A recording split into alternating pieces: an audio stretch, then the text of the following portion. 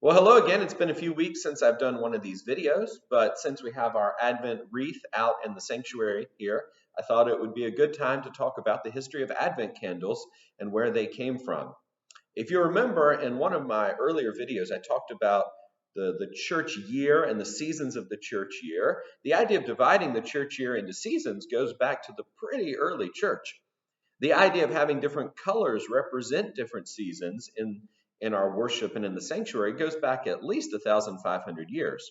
So you might think that Advent candles are a similarly ancient tradition in the church. And the answer is they're actually not. The reason we have Advent candles is because a teacher got frustrated with his students in the 1800s. here's the story behind that. The teacher's name was Johann Vitscher. He was a Lutheran minister in Germany in the 1800s. He ran a school for children of impoverished families. It was a charity school. And over the years, he really got sick of the kids during December asking him every single day, how much longer till Christmas? When will Christmas be? How many more days till Christmas? So in 1839, he took a wagon wheel and he put 24 white candles all the way around, or actually the red candles all the way around the wagon wheel. And he told his students, I'm going to light one of these candles every day in December, and after the last candle is lit, the next day will be Christmas.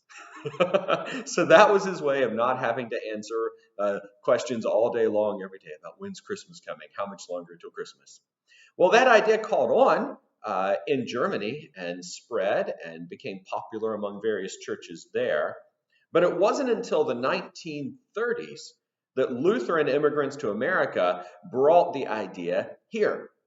And it was then that it developed into what you see today, where instead of 24 candles, we have one candle for each week in Advent. So the Advent candle tradition is less than 100 years old as we know it today. It's a pretty recent tradition, but we like it because it does help count down the time till Christmas, and it helps us keep track. It's just a fun addition. You probably have one in your house, maybe, that you count down the days till Christmas.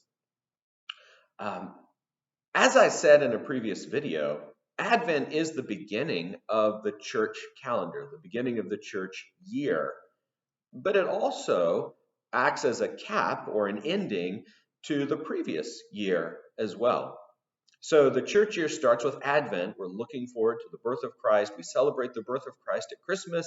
We celebrate Epiphany, the coming of the wise men, Gentiles to come worship Jesus. We celebrate the period of Lent, which is thinking about Jesus' life and ministry on earth.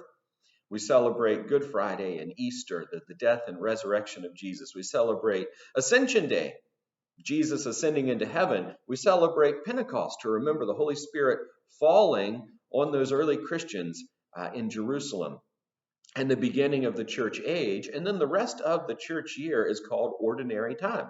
And that's the era of the church, the time period we live in historically today. But then you come back around to Advent. And the word Advent just means coming. So we're thinking about the coming of Christ.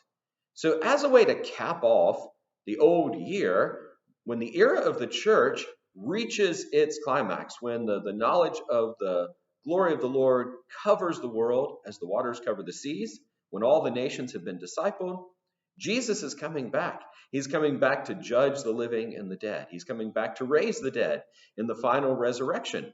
And so that coming is what we traditionally think about during the first 2 weeks of Advent. It's kind of the end of the old year. And that's why a lot of our songs we sing during this time have that flavor to them, like Behold, the bridegroom cometh in the middle of the night. That's not about Jesus being born. That's about the second coming. And so the first two candles we light are purple candles, and we're thinking about the second coming of Christ. And then on the third Sunday of Advent, we light a pink candle.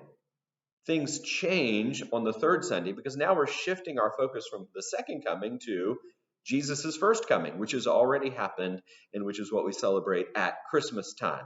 So the pink candle is called the Gaudete candle. The word Gaudete is a Latin word that means y'all rejoice. So that's when we say, all right, y'all, start rejoicing. We're thinking about Christmas time. We're thinking about celebrating Jesus's birth. So Gaudete Sunday is the third Sunday in Advent. We light the pink candle, the Gaudete candle, to say we're shifting our focus. And then the final candle is purple again. This is the one where things change and we start thinking more intently about Christmas time coming. So that's a little history of the Advent candles and what they mean. I hope it was interesting, and I'll talk to you all later.